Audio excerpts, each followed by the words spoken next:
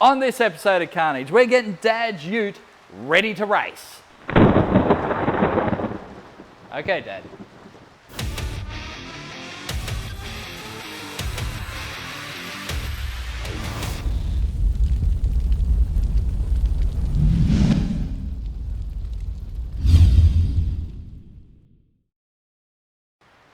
For those just joining us, this is Dad's ute.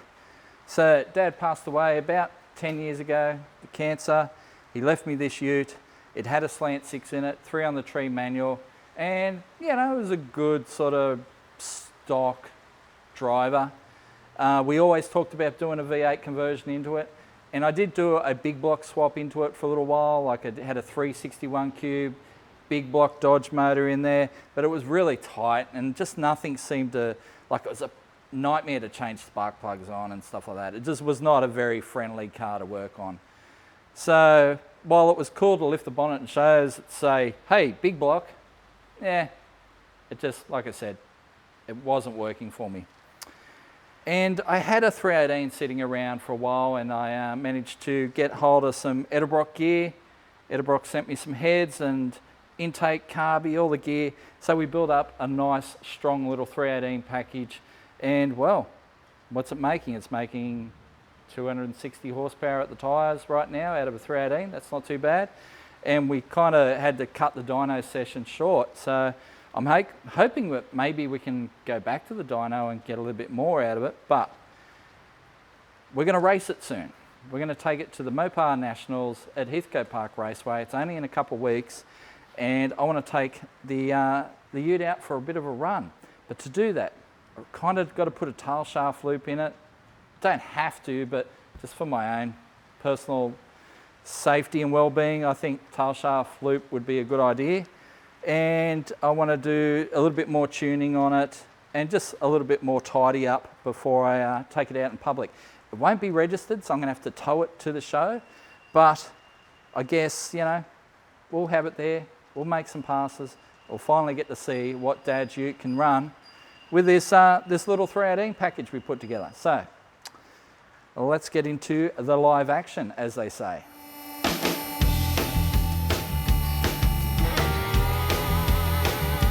All right, so if you're into cars, you've probably heard the term tail shaft loop somewhere.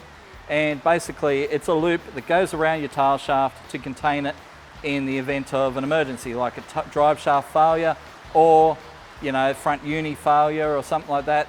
The shaft will sit in there. If the front uni lets go, it'll bounce around and make a hell of a racket, but it won't dig into the track. It won't tear through your transmission tunnel. You know, it helps keep it all contained. This is a fairly generic tail shaft loop kit here. They're kind of a one size fits nobody, but you know, worst case scenario, you can modify the pieces to suit your application. Wow, it's really coming down out there now, isn't it?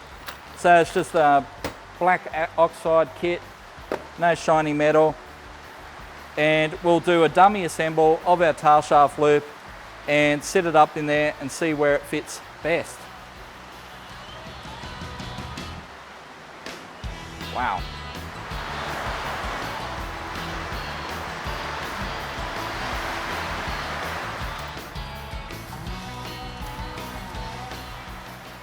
Okay, so the best way to do this, I think, is put it all out on a bench, lay it out, and arrange all your bolts and washers and nuts into separate little groups. It just makes it all easier to deal with. So I'll start by bolting the center section together.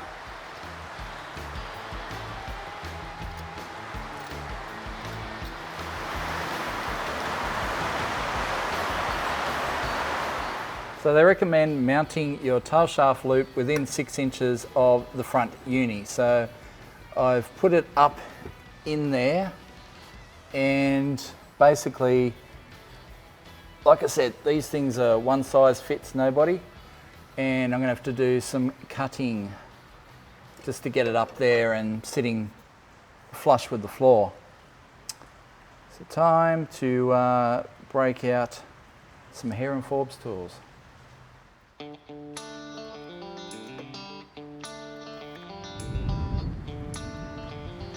It's time to cut. I really don't know what we'd do without our bandsaw. It's awesome.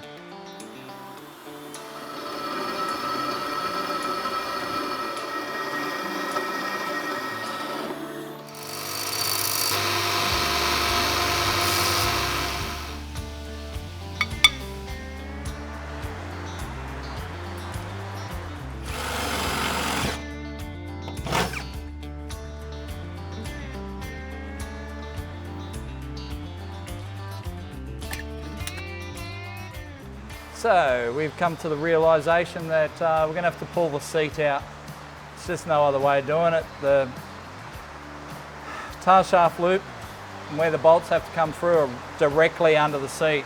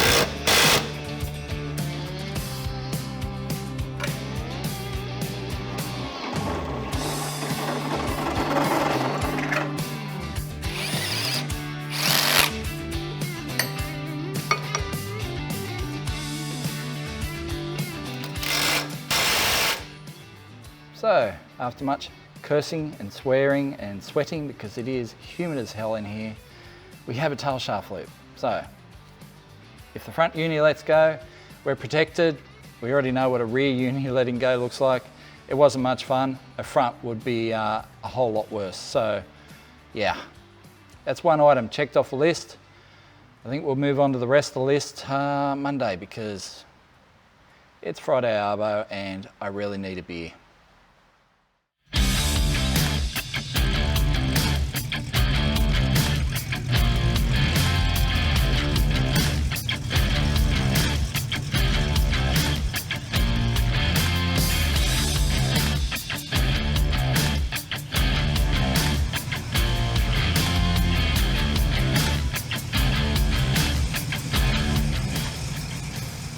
So we have a tail shaft loop and all that sort of stuff. We are ready to race. Basically, I am going to get the tyres from my other wagon, put them on the back because they're a bit wider. They are only going to be street tyres, no drag radials, because, you know, we don't want to do that to these 25 spline axles. If we put drag radials and launch it really hard, it's just going to snap the axles. So let's not do that. So it's going to have slightly wider radials, probably 225, 235 radials, I think.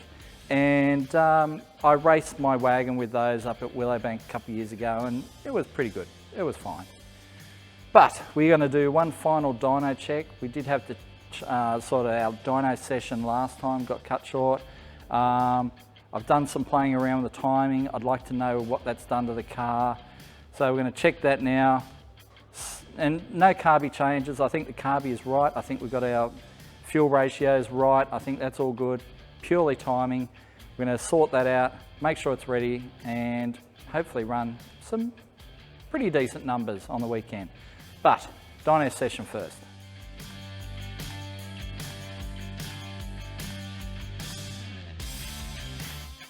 So it always amazes the young guys down here that the left-hand side of the car is left-hand thread. So instead of righty-tighty, it's righty-loosey. Yeah. Many a stud has been snapped on early Valiants. Milwaukee for Titan. Yeah. Yeah.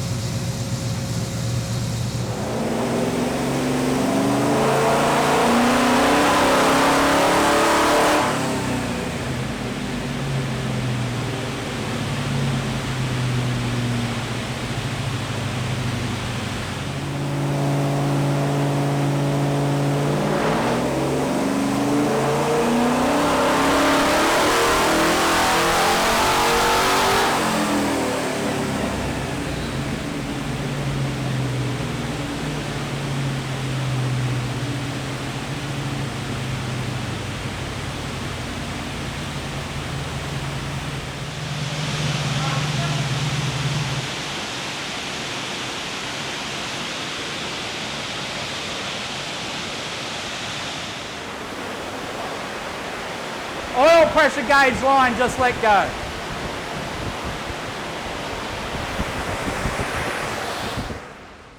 Fucking thing.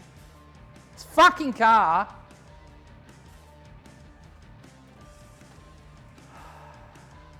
We've been having leakage issues with the oil pressure line. Just little weeping, and it's been annoying us. Look at it, there's smoke everywhere. And well, it's obviously just let go because fountain of oil. Fuck! Yeah, it snapped it.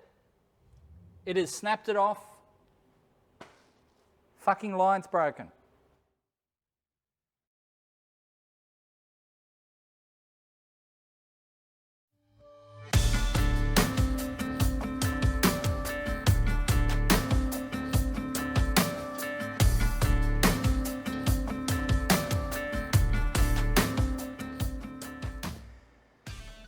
Cars. Wow.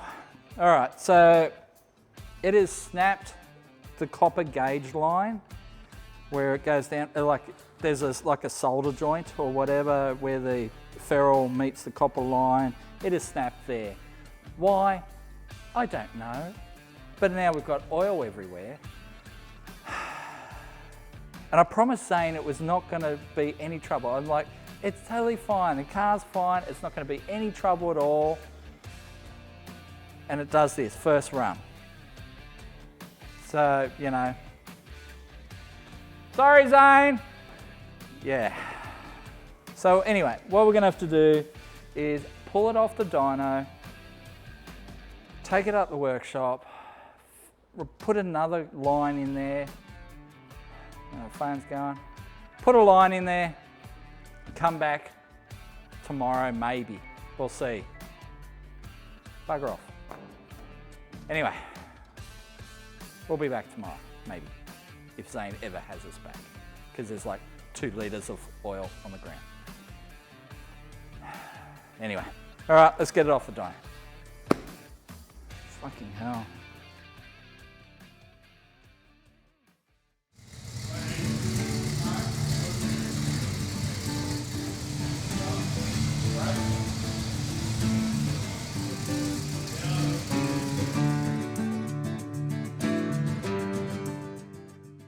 So here we are, back again, max performance, hopefully not going to soil their dyno cell again. I've replaced the gauge line. That's what happened. There was like the old copper line. Man, I've had that line 20 years or more, bounced it from car to car, and I'd say in all those years it's kind of just weakened and fractured and decided to just piss oil everywhere. Yay! Yes. Well, anyway, we've repaired it, we've replaced it, we've given it a good wash off, we've started and ran it for a while and burnt away all the excess oil. There's probably still hiding some under there, but it'll be gone by the time we get to race day. But anyway, let's run it back up on the dyno, see where we're at. Again, it does have fresh fuel though. That's a plus.